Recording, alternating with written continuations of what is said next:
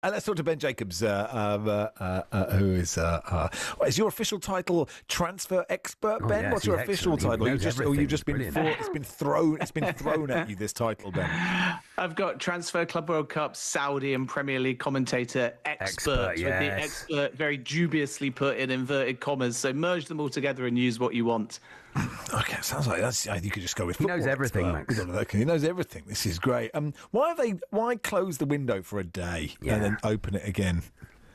Yeah, it's a great question. The short answer is that under the FIFA bylaws, a single window can only be 82 days in total. And because Premier League clubs didn't want to shut the window earlier than the rest of Europe, and now because most member confederations in the Club World Cup have taken this, it's provided a calendar headache where were you to open it on the 1st of June as they did and just run it continuously, then it would have to shut in the final days of August based on the FIFA rules. And that would mean potentially that other regions like Turkey, Saudi Arabia might have an advantage. So Premier League clubs were clear that the window had to shut when it was originally planned, which means if it was going to open early, logistically based on these FIFA rules, they have to open and shut it to get around that 82-day number by having these 6 days of limbo where the window is shut. So does that mean that we could just open and close the window all the time, like an actual window? I mean, in theory, you could say we're going to call the summer as long as we want. And obviously, there are some other countries, such as Turkey, that tend to run their windows into September. So there's no hard or latest date. But obviously, if you think of summer and winter, there are still those seasonal blocks in which you can open and close at the moment. So you couldn't go open, shut, open, shut, open, shut, and basically every other day have a window open. You have to keep it in the summer block and in the winter block. But within those months, there is some flexibility to open and close. And it'll be interesting to see whether, one, this mini window says to clubs, let's actually always open it a little bit early. And maybe there will be a longer term push to close it before some of the seasons for the big five leagues end, because we actually are seeing so much business now.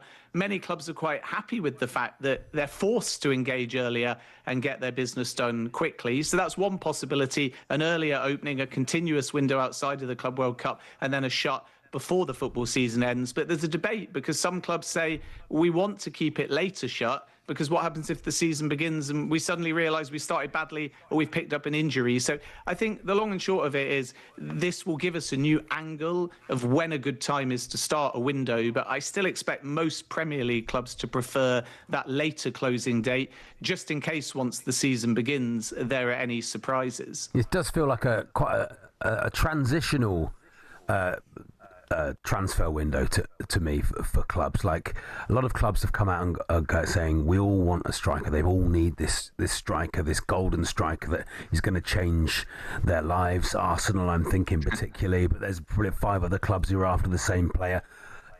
I'm assuming that makes all the prices massively inflated. It feels an expensive summer to me, Ben. Yeah, I think you're absolutely right. And I also think that this mini deadline has created a Club World Cup tax. So a lot of those that are in the market for a striker, especially if they happen to be part of the Club World Cup, are basically told if you want a player, there is urgency, so you pay what it takes. And look at Real Madrid saying we want Trent Alexander-Arnold for the Club World Cup. That's 10 million euros for a player that had 30 days left on his contract. Outstanding business, and it put Real Madrid in a very unique position, whereas if there wasn't a Club World Cup, they'd have saved 10 million. But there is a Club World Cup, and if they win it, they get 125 million US dollars. So you can look at it both ways, and that's really skewed the market and the volume of business. Man City have been busy, Chelsea have brought in Liam Delap. But I think those now wanting a striker like Arsenal and Liverpool, even though they've also been very fast with a number of names, including Florian Wirtz, they're just going to wait until the last 2 weeks of this month or July. There's no urgency to bid for Hugo Ekitike. Right now it's 100 million. That price will drop. The Viktor Gyokeres situation is tense at the moment, but as the window goes on, the price will probably come back to this so-called verbal pact that Gyokeres now feels Sporting are reneging on. So maybe it's 80, 85 million now if you really want it, but 70 million in 2 or 3 weeks' time. Benjamin Sesko's got an 80 million release clause, but Arsenal feel if they go in that direction, they can get him for 70 million, but they're going to have to be a little bit patient. Manchester United want a striker. They don't have the money at the moment. They need to do the the outgoings and hope that they can get Brian Mbeumo over the line, even though there's Spurs interest. So what I think we'll see is a big striker move, and as a consequence, a domino effect will fall into place. And where there's overlap for that target, the other clubs that miss out will start to understand who they're genuinely going to go for. But all of these strikers have got big, high numbers at the moment. And in a few weeks' time, or certainly a month's time, I think those asking prices will start to drop. And that's when Liverpool and Arsenal and Manchester United might be able to get their big name number 9 over the line. So can you place all those centre forwards where they will be come the time the window slams shut? Well, at the moment, it's a crystal ball. But if I was to predict, I would say Arsenal, Sesko or Gyokeres. They are more advanced on Sesko, but Andrea Berta is one that likes to line up deals to the point of fruition and then decide who he wants to bid on, whereas Edu tended to pick a defined target early and be really discreet and meticulous to try and get it over the line. Berta's kind of prepared to show his hand to more than one club, but not reveal if he's actually going to put all the chips in. And that's kind of a difference in approach. So Arsenal, Sesko or Gyokeres. We heard some reports this morning from Portugal saying Manchester United have been told Viktor Gyokeres doesn't want to join. That's not my understanding. He would be open to Manchester United, but there are other suitors, and I've just mentioned Arsenal as one of them. I'm told not to get overexcited about Hugo Ekitike or even Victor Osimhen to Manchester United. I think there's a lot of noise in Germany. Ekitike and Chelsea supposedly advanced.